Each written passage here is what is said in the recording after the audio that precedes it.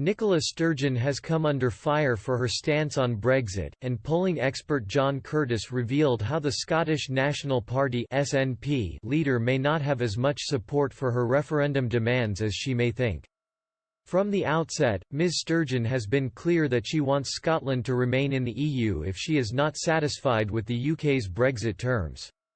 The SNP leader has often argued that Scotland voted 62% in favour of remaining in the 2016 vote, and that therefore affords the Scottish First Minister a mandate to pursue EU membership. While Scotland did vote in favour of staying in the EU, polling expert John Curtice highlighted in March 2017 that support for Ms Sturgeon's Brexit demands may not be as unanimous as first thought.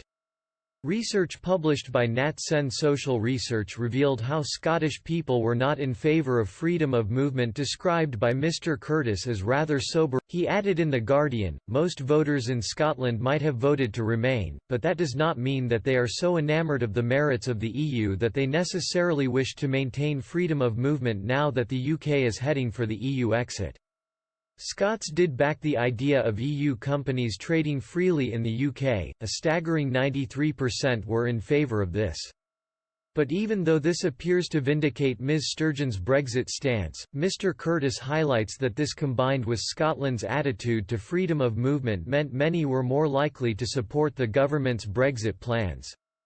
Mr Curtice added, "Of course what this does mean is that what voters in Scotland want out of Brexit is closer to what the Prime Minister has in mind than Sturgeon's vision of what should happen, that is, ending freedom of movement but securing an ambitious and comprehensive." It also means, by the way, that attitudes towards Brexit in Scotland are very similar to those in the rest of the UK.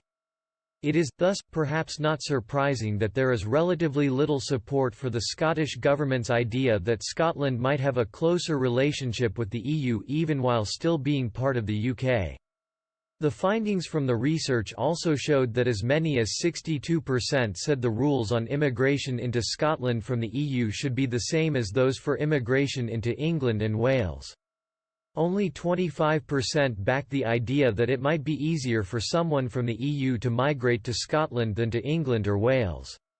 Equally, 62% said the rules on trade between Scotland and the EU should be the same as those in the rest of the UK, while just 34% thought there should be a more liberal regime north of the border. Mr Curtice claimed that these statistics raise severe doubts about the wisdom of the Scottish Government's decision to turn a disagreement about what Brexit should mean into the crux of an argument as to why